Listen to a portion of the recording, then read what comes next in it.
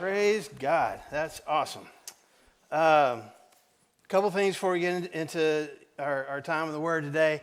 A couple things to let you know about, and Brandon may mention this in the end of worship too, but we're just a few short months away from our vacation Bible school, which is going to go May 31st through June the 3rd. We need volunteers. We need a lot of servants that want to help serve and just pour stories, Bible stories into kids and help them learn to love Jesus. And so if you are even remotely interested in that, there's a meeting right after worship today. It's going to be in the classroom right across from our coffee area out here. If you got, maybe 10 minutes after worship to go in there and be a part of that meeting, it's going to be really brief because my wife, Christy Brown, is going to make sure that it's brief. And so you'll get your information. You'll be able to just find out what are things that you can do, how can you serve. So please, and we'll take males and females. We'll take all ages, okay? So find out if you can help with that this morning after worship. The other thing, I haven't checked, so something really awesome is supposed to happen today, maybe even right now, but I haven't gone online to check or not. But supposedly, registration for Green Valley Bible Camp opened up today. And so, so I'm excited about that, excited about having another session, another summer of church camp out of Green Valley. Our session is July the 5th through the 11th, and so we got a day camp during our session as well for our younger kids. So get online and sign up, and please invite as many friends as possible. I'm going to be really honest with you guys. We've had multiple churches come and be a part of our camp session over the years, along with our kids, and some of those groups have diminished over the years, okay? They don't have as many kids in their group as they used to. And so we want to have as many campers as we possibly can. And we got plenty of room, and we'll make more room if we don't feel like we have enough room. Isn't that right, Jordan? We'll pack them in somewhere, okay? Your kids don't need to miss Green Valley Bible Camp, but they also need to bring people with them. It's one of the best weeks of their year. Am I right, guys? Every summer, Green Valley Bible Camp, yeah. So I would get a more rousing applause, but some of our teens are in Russellville at a youth rally right now. So just adult counselors is one of the best weeks of the year. J-Dub, is it? Yeah, okay, exactly. So sign up and sign your kids up and talk to neighbor kids and school friends and teammates and, cousins and nieces and nephews and grandkids. Sign them up for our session in Green Valley. We'd love for them to be a part of it. Now, let's get into our time in the Word this morning. I have been asked recently if I'd be interested in helping somebody coach a Little League baseball team. And this reminded me of when I used to do that when my boys were younger. And I used to coach. I coached baseball, I coached football, I coached basketball. I didn't coach soccer because I didn't play soccer, so I didn't know how to teach. The 1 year of soccer that I coached was when they were all 5 and 6 year olds, just 3-on-3, no goalies, and the whole point was don't touch the ball with your hands and don't push each other down. That was the rules that we worked on the most at that age. But I am reminded how much fun it was to coach, but also how maybe I wasn't the best coach when it came to my difference of opinion with referees and umpires. That's a kind way to put it, isn't it? Sometimes we didn't see things the same way. And sometimes, they saw things that I thought hadn't happened, or vice versa. And sometimes I could be vocal about that. Honestly, I wasn't a big yeller. I was usually more really passive aggressive. I'd make really kind of backhanded statements, about the officiating. But my attitude changed a little bit when my son was in high school a referee for just elementary school city league. Nothing. Probably most of those kids are not going into the NBA. They're just out there trying to figure out how to, play basketball and get the ball in the hoop and get some kind of snack at the end. That's their biggest goal, right? But not from the parents' perspective. This means something. Third graders, you got to get after those referees. And my son was a referee, and I thought, well, I want to go see what kind of job he's doing. He may be terrible at this, and I need to go, watch and make sure that he's doing okay. And so I went and watched him. I didn't know any of the families. I didn't know any of the kids. I'm watching the referee. I'm watching my son ref this game. And when I came home, Christy asked me, she's like, how'd he do? And I said, he did great. And she said, well, I want to go watch it. I'm like, no, you don't. Because there were some adults that were yelling some awful things at my high school son. And he was doing a good job. He was making the right calls and things like that, But people had differences of opinion, especially about third grade basketball and how important that was and how blind he was and how mistake-filled he was. And it was hard watching that happen. And I thought, you know what? If this is what it looks like when I'm coaching, I need to kind of change my tactics a little bit. It made an impact, made a difference. Isn't that something that a lot of us struggle with, though? Like if you go to ball games, if you go, whatever your favorite team is, whatever your favorite sport is, you get kind of emotional, and the referee makes a call that you don't like, you're going to let him know. Even though he probably had a much better perspective on it than you did, you're still going to let him know, right? But outside of the sports arena, we have all sorts of things that we'll gripe about. Some policy change happens in our company that might actually be the best thing for our company, but we're going to gripe about it, and we're going to tell people, and we're going to try to rally support to our side, and these idiots up in the top office don't even know what they're doing, right? We do that in all sorts of situations. Even when we're traveling, even when we're trying to have a good time, relax. Man, you go with your family on a vacation, and you're going to get differences of opinion, and you're going to express those things sometimes, And I want us to be thinking about how much we are critical of and how much we point the fingers at other people. Because we're going to talk about that. And Luke already mentioned it when he was sharing his thoughts before our communion time today. We're talking about games that we play. We started talking about this a few weeks ago. These relationship games that we play, the actions that we take and the words that we say or don't say, and the impact that those things have on our relationships. And ultimately, we say these things, we do these things, we don't do certain things because we want things to go our way, or we want to win the argument, or we just want to win. We just want to be right. And sometimes even when we know we're not right, we still just want to win. We just want that other person to give up and to see things our way or to agree with us. And it happens a lot in a lot of different relationships. Our marriages, our interactions with our kids, our interactions with our parents, siblings, friendships, even dating relationships. We play these different games, and a lot of times we don't even realize that we're doing it. But we're saying things, we're doing things a certain way in order to get things to go our way. And so we talked about the comparison game. We talked about how hurtful it can be to this person that I'm in this friendship with, this relationship with, because I'm comparing our relationship to somebody else. And I'm disappointed in them for us not being like those people over there. And we talked about the guilt game and how I might go out of my way to make you feel bad, to make you feel like you're not measuring up to whatever standard it is in my mind. And the more that can make you feel bad, the better I can feel about myself, and maybe make you feel guilty enough that you'll do things the way that I want to do them. We talked last week about the quiet game and how some of us will intentionally just shut down, just stop talking, completely disengage, maybe even walk out of the room, just start ghosting people that are texting us and things like that. Because then, one, I might not have to deal with whatever conflict or discussion that it is that we're having. And number two, I will hopefully manipulate you into doing things my way just so that I'll start interacting with you again. Please start talking to me. I'm so sorry. Let me fix it. And the more of the quiet game that I play, the more that I shut things off, the more you'll come over to my side. And all of this is about winning. And we talked about how ultimately, when we think we're winning at this game, this relationship game, we're actually losing. Things are getting worse. Things are falling apart. There's more hurt being inflicted. But we think that we're winning. So we're going to talk about one more of these games today. And it's one of these things that I think may happen naturally, maybe subconsciously, may not even realize that we're doing it, much less realize the damage that it's causing. And that is the blame game.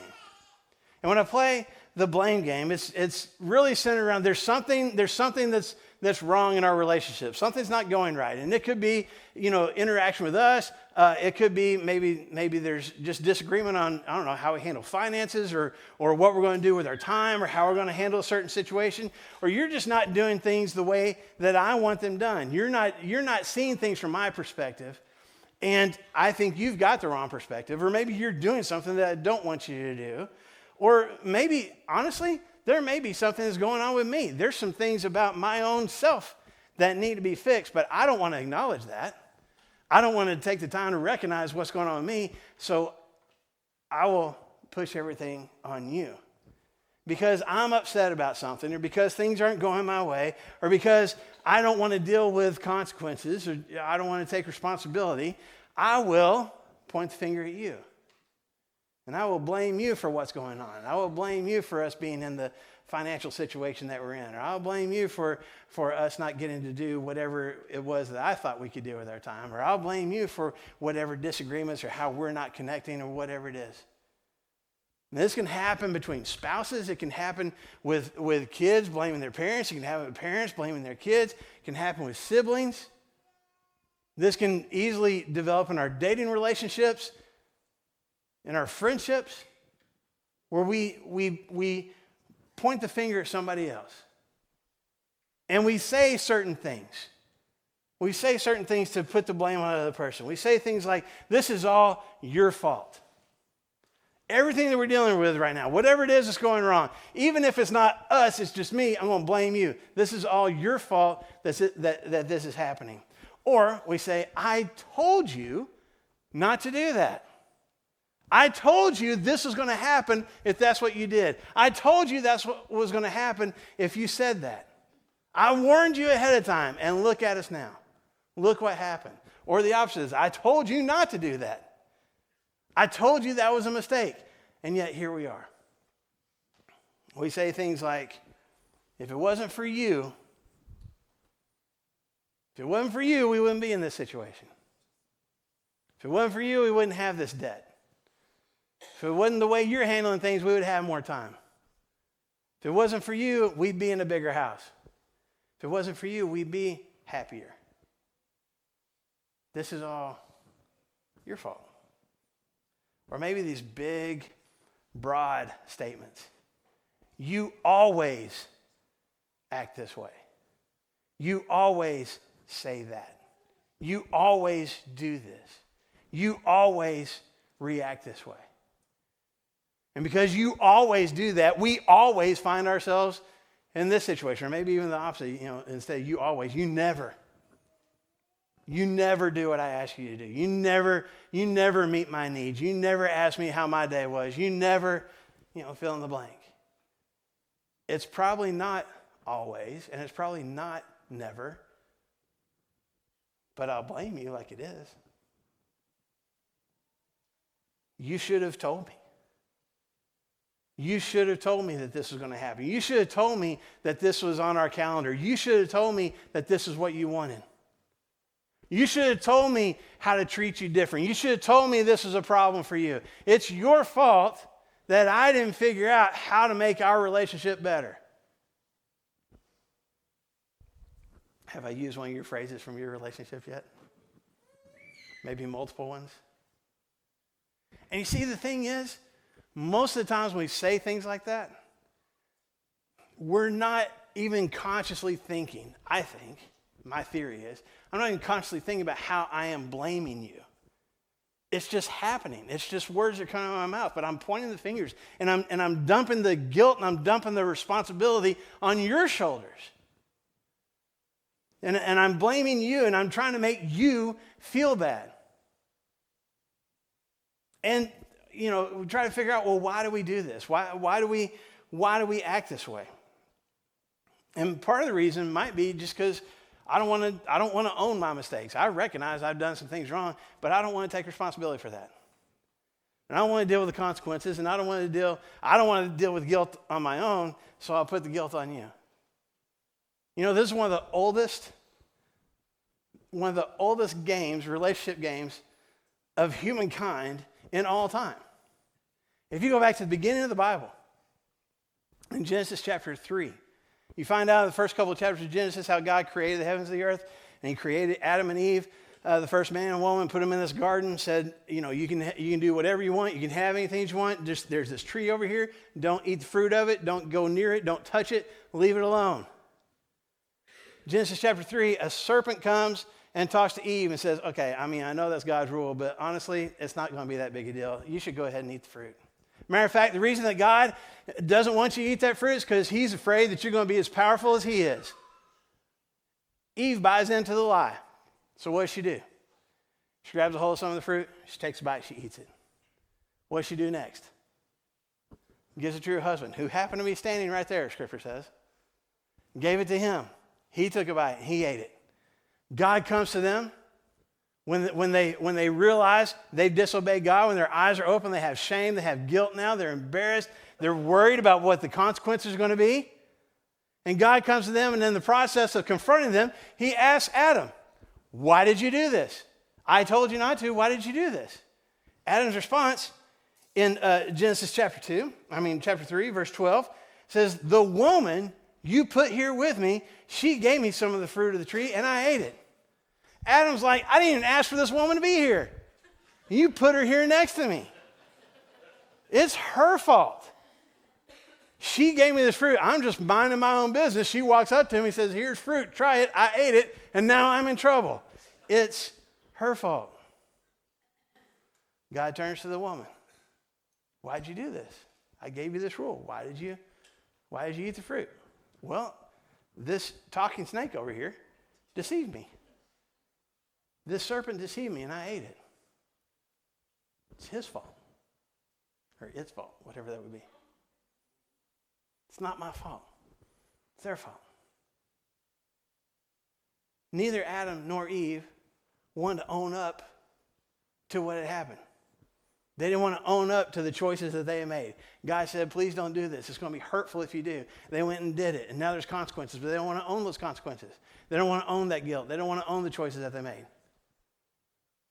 So, I'll blame somebody else. That way, I don't have to take responsibility for it.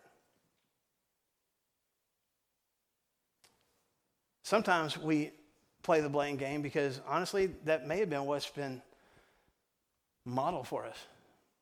Maybe the home that we grew up in, that's how you dealt with conflict. Maybe that's what we saw our parents do.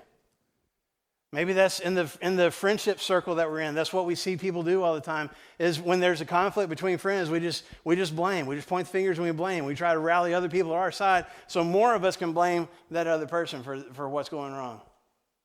Maybe we've been in a dating relationship before where that's just how it was handled. That's how conflict was handled. That's how decisions were made. That's how, if anything went wrong, that's what you did. You just blamed. And it's just it's become a habit. It's what we're used to. And we don't really recognize that we're doing it. I mean, we feel the damage and the hurt that comes from it, but we don't even realize that we're doing it because that's just the way it's always been. There's a story in the Old Testament. There's a book in the Old Testament called the book of Job. And Job was this guy that had tons of possessions and a whole bunch of kids. Very successful. And had a close relationship with God as well. And then all of those things are taken from him. He loses all of his possessions. They all get stolen and taken away in one day. He loses all of his kids in a horrible storm. And then he himself is inflicted with these awful, painful sores. And when everything is falling apart for Job, his friends show up. And the first thing that they do when Job's friends show up is they just sit with him for an entire week, 7 days. They don't do anything. They just sit in it with him, which is a really good thing for friends to do. They're not trying to fix it. They're not trying to do anything. I'm just going to be in it with you. That's in the first couple of chapters of Job. And then when you get to about chapter 3 and go through the next almost 40 chapters, you got Job saying, I don't know why this is happening to me. And you got Job's friends going, it's your fault. The reason that you're hurting, the reason that you lost everything, the reason that you have all these sores, the reason that everything is falling apart is because you've sinned. You've done something wrong. If you would just confess it, if you would just be honest about whatever it is that you've done, God will heal you. God will restore you. God will take all this pain away. It's your fault. I don't know why they did that. I wonder if that's just what they thought you do. That's the culture. That's the whole reason. I mean, that's what makes sense. God blesses you and gives you good things when you're a good person, and God hurts you and takes things away when you're a bad person. So obviously, it's your fault. Maybe it was modeled for him. Maybe it's just what they've been in the habit of doing. But his friends blame him. Everything that's going wrong is your fault. maybe I play the blame game because I really want to have a sense of control. I want things to go my way. I got a path, I got a vision in mind of how my life is going to go, or how my family is going to go, or what I'm going to do with our finances or our time, or I got a picture of how this relationship is going to go. When things don't go that way, I start to panic. I start to get anxious. I need to maintain control. I need to have my hands on all the switches and make sure that everything's going the way that I want it to. And so because things fall apart, something goes wrong, something doesn't go that way, or maybe there's a disagreement that we have, or a difference of opinion, and I start to panic a little bit, and I start to feel like I'm losing control. How do I get control back? I blame you. You're the reason that everything is falling apart, and if you would do things the way that I'm telling you to do them, I would have control. Now, we won't say it that way, but in our minds, that's what we want. We want control. And so I will blame you for my lack of control, for things slipping out of my hands and going different than what I had them pictured in my mind. You go back to the book of Genesis, you see this couple, Abraham and Sarah, who couldn't have kids. They're really old and couldn't have kids. And God says, you're going to have kids. You're going to have a huge amount of descendants. I mean, Abraham becomes the father of the nation of Israel. He has millions of descendants. But at the time, they didn't have any kids. And they kept waiting. God promises kids. God promises descendants. It hasn't happened yet. What's going on? Why isn't this happening? So Sarah decides, I'm going to fix this. So she has her own personal handmaiden named Hagar. And she comes to her husband Abraham. She says, I got a plan. I know how we make this work. You go sleep with my handmaiden, get her pregnant, and then you'll have a descendant, and I'll be kind of the surrogate mom. And we'll raise him, as our son. But that's how we'll have a descendant, because obviously God is not, he's not doing things the way that we expect him to. The clock is ticking. We need to go ahead and make this happen. Abraham, I'm sure, Scripture doesn't say it this way, but Abraham's like, you want me to sleep with your handmaid? All right. That's what you want me to do. And he does. Gets her pregnant. Hagar, realizing that she is carrying the child of the master, the man of the house, starts to not want to do all the things that Sarah tells her to do. Starts to balk at some of those instructions and some of the directions. And starts to act like she might be every bit as important as Sarah is.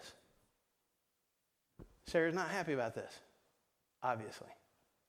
So in Genesis chapter 16, verse 5, Sarah says to Abram, you are responsible for the wrong that I am suffering. I put my slave in your arms, and now that she knows she's pregnant, she despises me. May the Lord judge between you and me. It was her idea. She's the one that approached her husband with this idea. But now she's losing control. She's losing control of her servant. She's losing control of her marriage. She's losing control of what her plan was for her life. So what does she do? She blames her husband. You are the reason. This is your fault that I'm not having the life that I wanted to have. Because of her lack of control, she blames somebody else. Maybe we play this blame game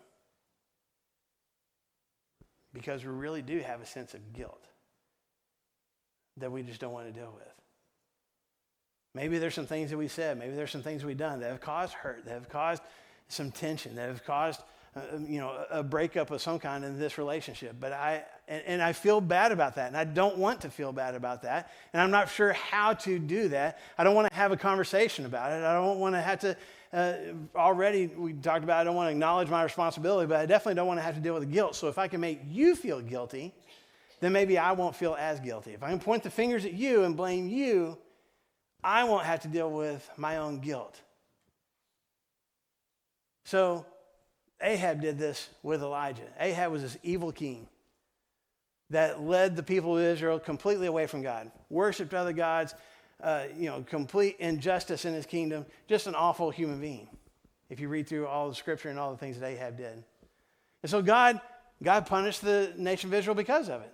They had walked away from him. They weren't obeying his laws. They weren't treating each other right. They were worshiping other gods instead of worshiping him. And God had told his people hundreds of years before Ahab, when you do that, if and when you walk away from me and you start living this opposite life that I want you to live, there's going to be consequences. And one of those, of the many consequences, one of them was there's going to be famine. The skies are not going to open. It's not going to rain. Now, when you're talking to an agriculture-based society, that's a problem. And it doesn't rain for 3 years. There's no rain. God is punishing his people for walking away from their relationship with him. He's got a prophet named Elijah. And Ahab knows that Elijah's connected with God, and Elijah's been praying with God. And so Elijah comes to Ahab and says, we need to work this out. We need to get people back on track again. But when they first have that meeting, I want you to see what Ahab says to Elijah in 1 Kings chapter 18, verse 17. When he saw Elijah, talking about Ahab, when he saw Elijah, he said to him, "Is that you, you troubler of Israel? This is your fault. You prayed to God for it not to rain, it's not raining. You've asked God for him to hurt the kingdom, and he's hurting the kingdom." What is Ahab probably recognizing? I've walked us away from God. I'm worshiping other gods. I'm not obeying, and I'm leading our people and not obeying God. So I don't want to deal with that guilt. I don't want people to blame me. So what do? Blame somebody else. You're the troublemaker. You're the one causing all this to go wrong. This is your fault. So whether it's been modeled for us, or whether we want control, or we just don't want to own our own decisions and the consequences from them, or the guilt that we're having to deal with, ultimately, I don't want to feel bad about my choices, about my words, about my actions. And if I can make you feel bad, or at least make myself feel better by putting the blame on you, then everything's fine. I win. That's how we play the blame game. And the problem is that we actually lose. We lose the ability to communicate. We don't talk. We don't share. We don't talk through issues. We don't engage in healthy discussions, because you know that all I'm going to do is end up blaming everything on you. We lose our ability to grow and to improve in this relationship. We lose our ability to grow as a family. We lose our ability to grow as a couple. We lose our ability to make this friendship stronger than it has been. I don't empathize. I don't communicate. I don't resolve issues. I just point the finger at you, and we get stuck in the same place over and over again. We lose trust. If I'm constantly blaming you, you're going to start to feel like I don't really care that much about you. You don't really mean that much to me. I'm not putting your needs above my own. Resentment builds up. Anger builds up. And eventually the relationship falls apart. Who wants to be in a relationship with somebody who constantly points the finger at them and blames them and tells them that everything that's going wrong is their fault? Nobody wants to be a part of that. So they walk away. So what do I do? If this is my habit, if this is the game that I consistently play, what do I do about that? I want to give you some things to help very quickly, and we'll wrap up this morning. First thing I'm strictly going from if I'm the one doing the blaming, okay? So let me quickly offer this disclaimer. If you're in a relationship where somebody consistently blames you all the time, have a conversation about that. I mean, we talked last week about playing the quiet game and not addressing things that might be a problem, right?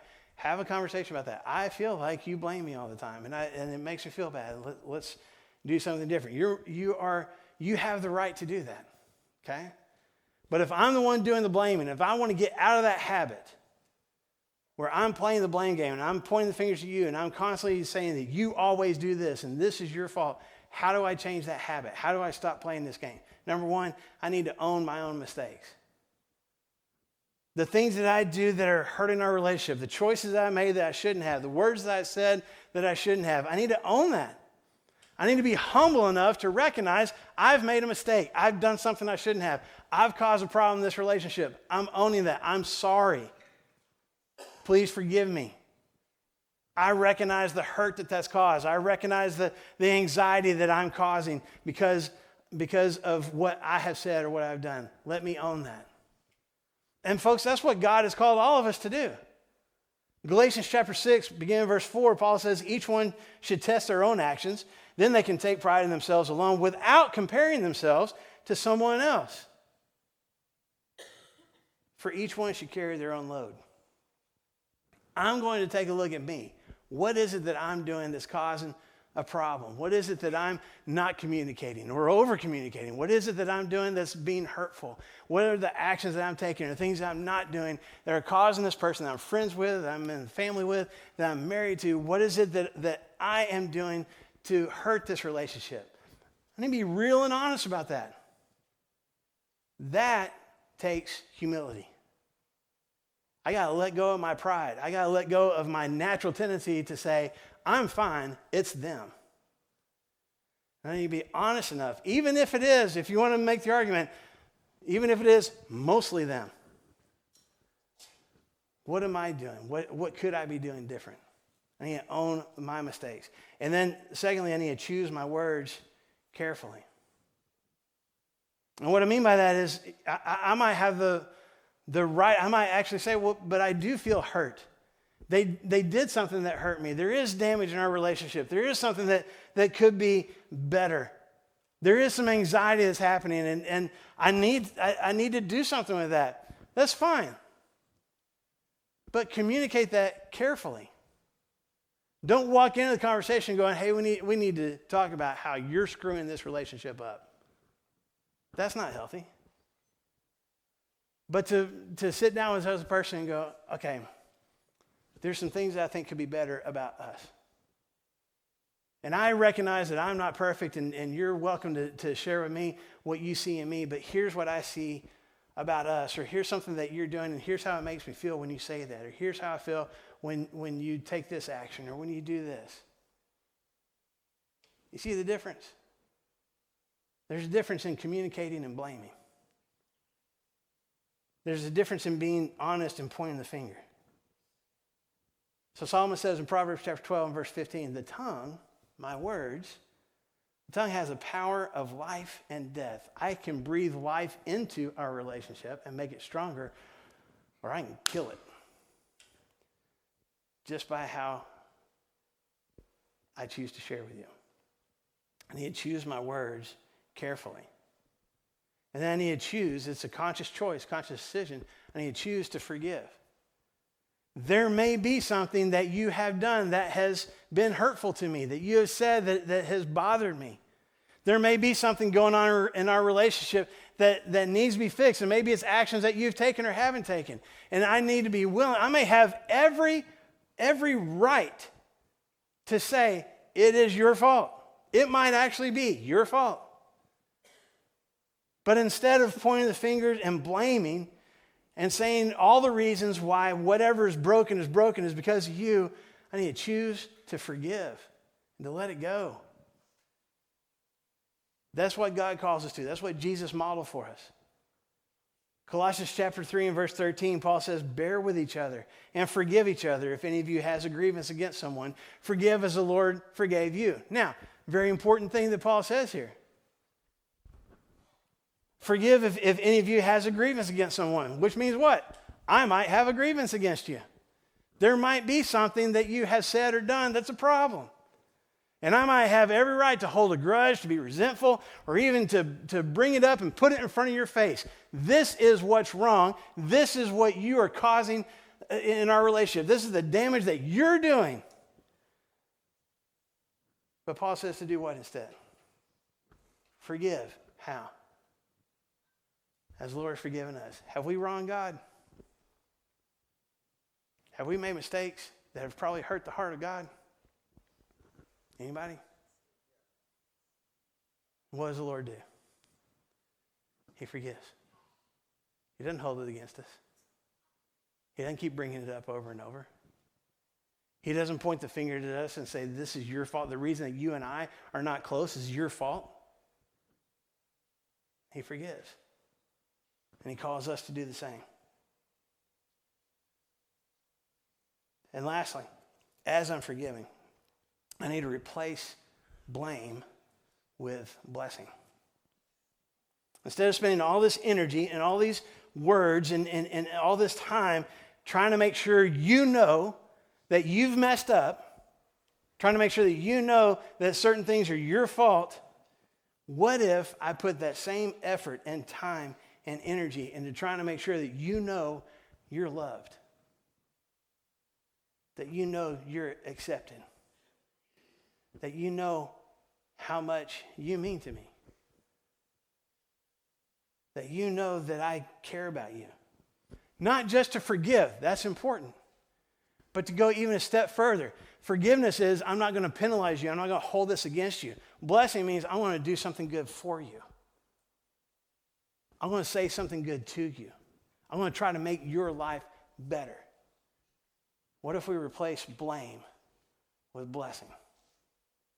This is what we see on display in one of my favorite stories that Jesus told, of the lost son, the guy that had two sons, and one of them, the younger son, wants all of his inheritance ahead of time. And if you were with us last fall, we went through our several weeks of this story in our connection groups.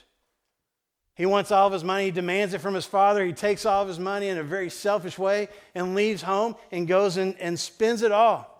Spends it all in awful kind of living. Spends it all in parties and sex and whatever else he can find until it's all gone. He has no money. He has no place to live. He has no food. He has no clothing. He has no friends. He's got nothing. And he decides to go back home. And in the Jewish culture of Jesus' days, he's telling that story. But beyond that, even in our culture nowadays, this son coming back home has no expectation that he's going to get anything good from his father. As a matter of fact, his plan is just to be a hired hand at his dad's house. I'll live with the other servants. I'll work on the farm. I'll do whatever. We don't even have to be father and son anymore because I know I've broken that relationship. I know I don't deserve it, and so I have no expectation for it. And the people listening to Jesus' story will be like, that's exactly right. The reason that connection is severed between that father and son is because of that son. It's his fault. He was selfish. He was demanding. He was dumb.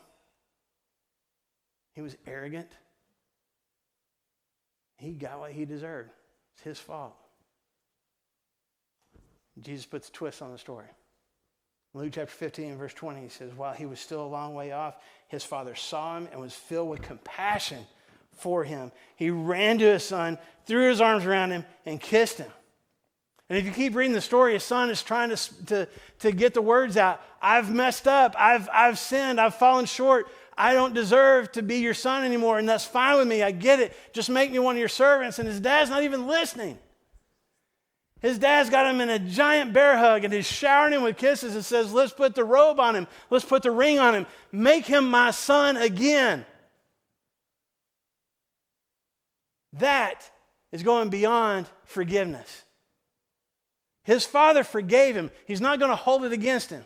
He's not going to hold against him what his son did. Forgiveness would be, you're right, I forgive you. You're not going to have to pay me the money back. I'll make you one of the servants. Go find you a bunk in the bunkhouse over there with the rest of the guys. That would be forgiveness.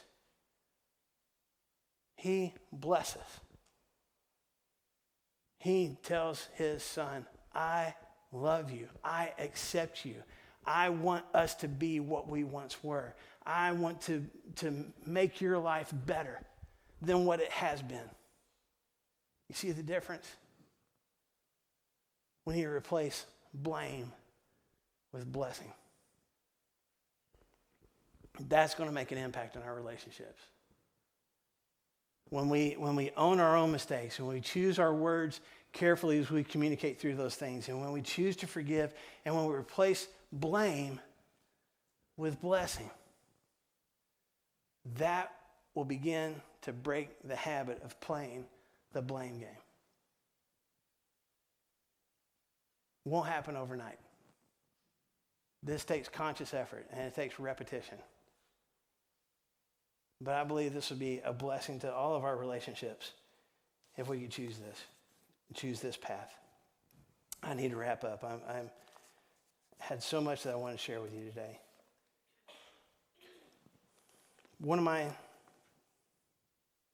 my favorite interactions that Jesus had, of all the different encounters of people that he interacted with, that you see in Matthew, Mark, and Luke, and John, one of my favorite stories is Jesus' interaction with the woman who was caught in adultery. This woman who was caught in the act of sleeping with somebody who wasn't her husband, and she gets dragged basically in front of the church building, in front of the church.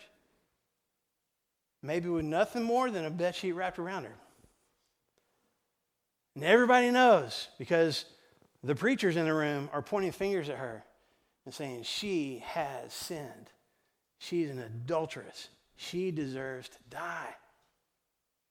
Because that was the law in Jewish culture in that time. What do you say, Jesus? Jesus says, you're right. She does. According to the law, she deserves to die.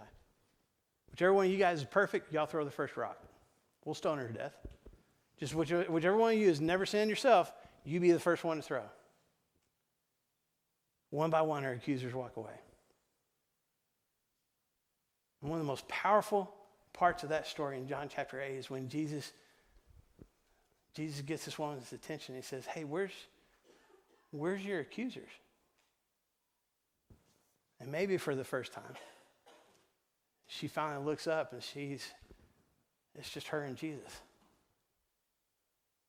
They're not here. There's no one left that's going to condemn you? No. Then I don't condemn you either. I don't condemn you either. Now, go and don't do this anymore. Let's not repeat the same mistakes, but I'm not going to condemn you. If the Son of God can look at a woman who deserved punishment